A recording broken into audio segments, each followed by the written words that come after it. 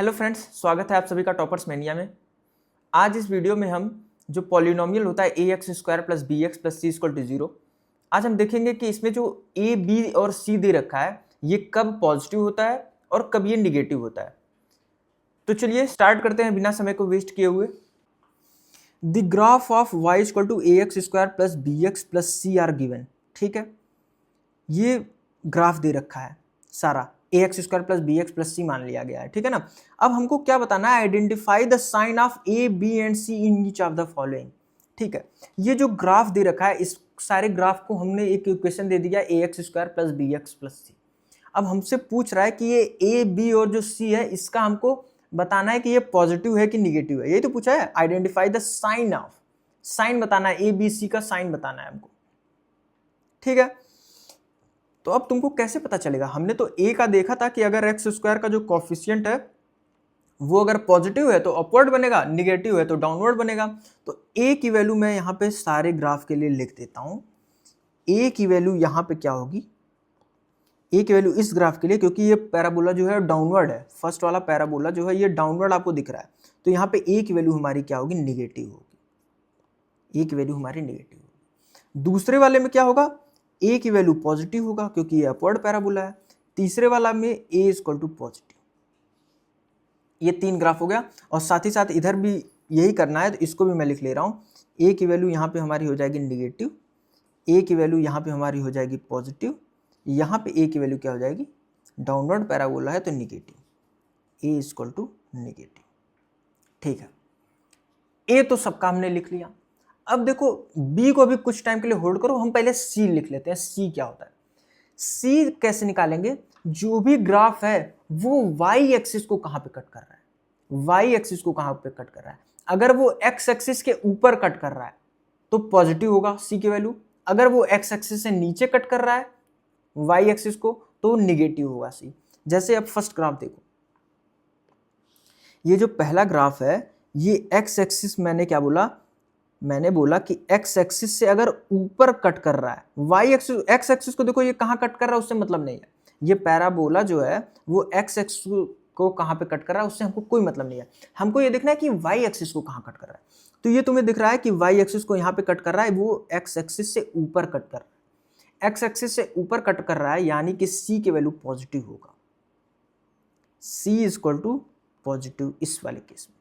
ठीक है, यहां पे देखो, यहाँ पे x एक्सिस ये है, यहाँ पे देखो x एक्सिस ये है, और ये देखो नीचे कट कर रहा है, यहाँ पे मतलब नीचे कट कर रहा है, तो यहाँ पे c की वैल्यू क्या हो जाएगी, निगेटिव हो जाएगी, c की वैल्यू निगेटिव हो जाएगी।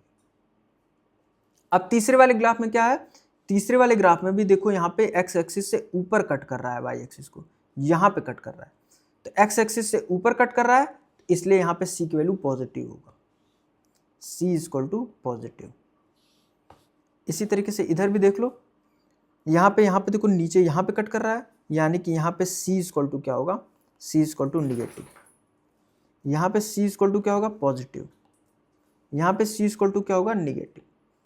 यहाँ क्यों निगेटिव होगा, क्योंकि x एक्सिस से नीचे कट कर रहा है, यहाँ पे कट कर रहा है, यहाँ पे ऊपर कट कर रहा है, इसलिए यहाँ पे पॉजिटिव दिया। तो उम्मीद है आपको a और c की कहानी समझ में आ गई। अब b वाला जो है, b का जो मतलब x का जो कॉफिशिएंट है, इसका साइन निकालना देखो थोड़ा सा आपको मुश्किल पड़ेगा, मतलब इन दोनों की अपेक्षा मुश्किल कुछ भी नहीं है, सब बहुत इजी है। ठीक है, अब देखो उसको कैसे निकालेंगे। तो सबसे पहले हमने पैराबोला में ये जान लिया ax square plus B x plus C के फॉर्म में होगा। अब देखो जो इसका वर्टेक्स होगा, इसका जो वर्टेक्स होगा, वर्टेक्स क्या, जो निचला पॉइंट होता है, जैसे ये ग्राफ जो ड्रॉ किया इसका जो सबसे निचला पॉइंट है, इसका हमको कोऑर्डिनेट पता होता है। कोऑर्डिनेट क्या मतलब, x पे कहाँ कट कर रहा है, y पे कहाँ कट कर रहा है, यानी कि जैसे ये देखो कोऑर्डिनेट का मतलब ये x एक्सिस पे इतना आगे गया है और फिर यहाँ से ये y एक्सिस पे चला गया इतना दूर, तो ये वही चीज़ तो लिखा होता है जहाँ जहाँ कट किया होता है। तो ये x और y का कोऑर्डिनेट देखो हर जगह तुमको सेम दिख रहा होगा, माइनस बी अपॉन टू ए माइनस डी अपॉन फोर ए, माइनस बी अपॉन टू ए माइनस डी अपॉन फोर ए, माइनस बी अपॉन टू ए माइनस डी अपॉन फोर ए। इसी तरीके से इधर भी माइनस बी अपॉन टू ए माइनस डी अपॉन फोर ए, minus B upon two ए minus D upon four ए, minus B upon two ए minus D upon four ए। यही होता ही है vertex इसका। अब देखो हमको क्या निकालना है, b की वैल्यू निकालनी है। तो b देखो यहाँ पे तुम्हारा आ रहा है x वाले कोऑर्डिनेट, y वाले कोऑर्डिनेट में नहीं आ रहा है, y वाले कोऑर्डिनेट में ये d आ रहा है, हालांकि d की वैल्यू भी √b² माइनस 4ac, यहाँ पे सीधा सीधा v की वैल्यू आ रही है -b/2a, तो इसलिए हम x कोऑर्डिनेट का यूज करते हैं। ठीक है, x कोऑर्डिनेट का यूज करते हैं b का साइन पता करने के लिए। ठीक है, बहुत ही सिंपल चीज। अब देखो ध्यान से, ये जो फिगर बना हुआ है इसमें देखो -b/2a जो x कोऑर्डिनेट है वो पॉजिटिव साइड में है कि निगेटिव साइड में है। तो तुम देखो, जैसे फर्स्ट वाला ग्राफ जो है, मैं इस वाले ग्राफ की बात कर रहा हूँ, इस वाले ग्राफ की बात कर रहा हूँ, इसमें जैसे -b/2a मैंने लिखा, -b/2a, ये देखो तुम्हारा x एक्सिस पे कहाँ पे है, तुम कहोगे सर x एक्सिस पे ये पॉजिटिव गया है, फिर y एक्सिस पे पॉजिटिव गया है, तो मतलब x एक्सिस पे पॉजिटिव है, मतलब -b/2a जो है ये x एक्सिस ये तो है, तो ये तुम्हारा पॉजिटिव दे रखा है। तुम यही कहोगे कि सर ये तो पॉजिटिव दे रखा है। इसको मैं थोड़ा सा इरेजर का साइज बड़ा कर लेता हूँ। -b/2a तुम बोलोगे कि सर ये पॉजिटिव होगा, तो मैं क्या करूँगा, सिंपली मैं चुपचाप मैं -b/2a को लिख दिया पॉजिटिव, पॉजिटिव लिख दिया। ठीक है, मैंने कुछ गलत किया तो आप कहोगे नहीं, चलो अच्छा ठीक है। अब हमको b का साइन पता करना है, तो मैंने b को लिखा b/2a, और बाकी इस निगेटिव साइन को अगर मैं इधर लेते चला जाऊंगा तो ये माइनस के साथ इधर पॉजिटिव वाला जो है वो माइनस हो जाएगा, तो ये b/2a जो है तुम्हारा वो निगेटिव हो जाएगा। अब देखो ये जो a है तुम्हारा इस ग्राफ के लिए, फर्स्ट वाले ग्राफ की हम बात कर रहे हैं ना, तो फर्स्ट वाले ग्राफ में हमारा a क्या है, हमारा a जो है वो निगेटिव है। अगर ये a निगेटिव है, ये इधर जाएगा इस निगेटिव के साथ, तो ये पॉजिटिव हो जाएगा, तो b की वैल्यू यहाँ पे इस ग्राफ के लिए हमारी पॉजिटिव हो जाएगी। ठीक है, तो हमको क्या लिखना है, b = 2a इंटू निगेटिव, और a हमारा क्योंकि निगेटिव है तो यहाँ पे b हमारा जो हो जाएगा वो पॉजिटिव हो जाएगा, तो यहाँ पे हमारा b का वैल्यू हो जाएगा b = positive, because a is negative. ये तुम्हारा फर्स्ट वाला ग्राफ हो गया। तो उम्मीद है आपको दिक्कत कुछ भी नहीं हुआ होगा। ठीक है ना। अब देखो दूसरे वाले के लिए देख लेते हैं। अगर आपको फर्स्ट वाला मान लो किसी कारणवश नहीं समझ में आया तो अब दूसरा देखो। फर्स्ट वाले को थोड़ी देर के लिए भूल जाओ, हालांकि समझ में आपको आ गया होगा मुझे उम्मीद है। अब देखो जो दूसरा वाला ग्राफ है इसमें भी देखो सबसे पहले हम कहाँ, हमारा वर्टेक्स कहाँ है, यहाँ पे है, और हमको पता है वर्टेक्स क्या होगा, -b/2 -d/4 है। तो हमको x एक्सिस का ही केवल काम है, क्योंकि d वाले में -b² -4c वो भी अंडर रूट में, तो उसको सॉल्व करना दिक्कत होगा, तो हम केवल x कोऑर्डिनेट देखेंगे। तो हमको दिख रहा है कि x कोऑर्डिनेट सर हम इसमें भी पॉजिटिव आए हैं, उसके बाद y वाला हम निगेटिव गए हैं, तो y से तो हमको कोई मतलब ही नहीं है, तो मतलब x वाला कोऑर्डिनेट जो है मतलब -b/2a जो है वो हमारा पॉजिटिव है यहाँ पे, तो हमने लिखा -b/2a जो है वो हमारा पॉजिटिव है।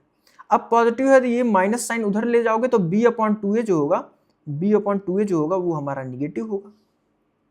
ठीक है, अब a की वैल्यू यहाँ पे क्या है, तो तुम बोलोगे कि सर a की वैल्यू इस वाले फिगर में हमारी पॉजिटिव है। कैसे पॉजिटिव है, क्योंकि हमारा ग्राफ जो है वो अपवर्ड है, हमने a की वैल्यू यहाँ पे पहले ही लिख चुके हैं, हम a की वैल्यू यहाँ पे पहले ही लिख चुके हैं, a हमारा पॉजिटिव है, मतलब ये पॉजिटिव हो गया और यहाँ पे निगेटिव है, तो b हमारा क्या हो जाएगा, निगेटिव हो जाएगा। मतलब इस केस में भी हमारा b जो है वो निगेटिव आया है, इस केस में भी हमारा b = निगेटिव आया है। ठीक है, अब यहां भी अगर नहीं समझ में आया तो हम तीसरा देखते हैं। हम यहाँ पे 6 देखेंगे जिससे आपको बहुत अच्छे से क्लियर हो जाए। यहाँ पे देखो x एक्सिस जो है वो हमारा पॉजिटिव में गया है, y एक्सिस तो हमारा 0 है, ना पॉजिटिव हो गया है ना निगेटिव गया है, तो हमको y वाले से कोई काम ही नहीं है, तो x हमारा पॉजिटिव है, तो यहाँ पे -b/4 जो है, -b/2a सॉरी, -b/2a जो है वो हमारा क्या है, पॉजिटिव है, -b/2a हमारा पॉजिटिव है। अब a क्या है, तुम कहोगे कि सर अब ये निगेटिव वाले साइन जब हम उधर ले जाएंगे तो b/2a जो है वो हमारा निगेटिव हो गया, निगेटिव हो गया। अब a यहाँ पे हमारा पॉजिटिव है क्योंकि हमने पहले ही निकाल रखा है a = पॉजिटिव। अब हमारा अगर a पॉजिटिव है तो मतलब b हमारा यहाँ पे जब ये पॉजिटिव उधर निगेटिव में जाएगा तो b हमारा आ जाएगा निगेटिव। ठीक है, तो देखो इन तीनों केस में हमारा b तो निगेटिव आया। अब आगे देखते हैं क्या आता है। यहाँ पे देखो, यहाँ पे हमको दिख रहा है कि ये जो x एक्सिस है वो हमारा निगेटिव साइड में गया। अब तक देखो तीनों में x हमारा पॉजिटिव साइड में था, यहाँ भी हमारा पॉजिटिव साइड में था, यहाँ भी हमारा पॉजिटिव साइड में था, यहाँ भी हमारा पॉजिटिव साइड में था। यहाँ पे क्या है, माइनस बी अपॉन टू ए ही निगेटिव साइड में गया है, तो यहाँ पे लिखो माइनस बी अपॉन टू ए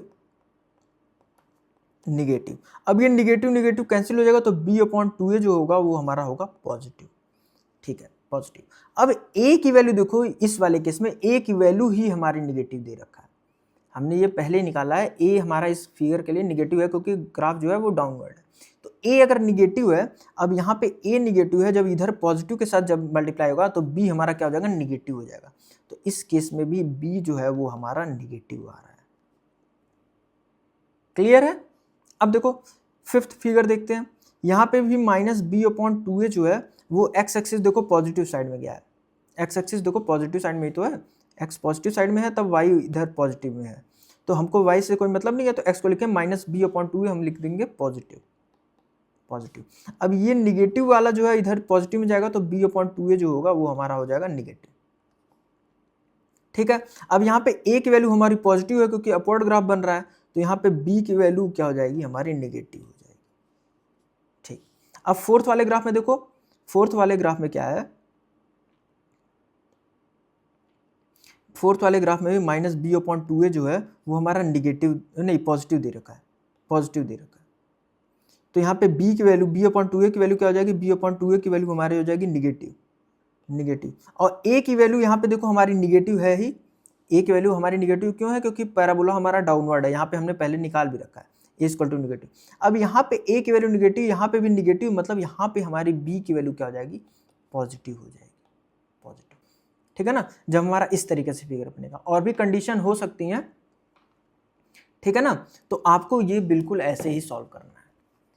तो उम्मीद है आपने 6 फिगर देख लिया, अब आपको दिक्कत कोई भी नहीं होगा। आपसे पूछेगा ए बी सी का कोऑर्डिनेट, तो आप बिल्कुल बता लोगे कौन सा पॉजिटिव कौन सा निगेटिव है। ठीक है, सी के लिए क्या था कि वाई एक्सिस को कहाँ पे कट कर रहा है, अगर पॉजिटिव साइड में कट कर रहा है तो पॉजिटिव सी की वैल्यू, निगेटिव साइड में कट करेगा वाई एक्सिस को तो निगेटिव। और हमने क्या देखा था, ए के लिए अपवर्ड पैराबोला तो पॉजिटिव, निगेटिव अगर है तो मतलब डाउनवर्ड पैराबोला रहेगा।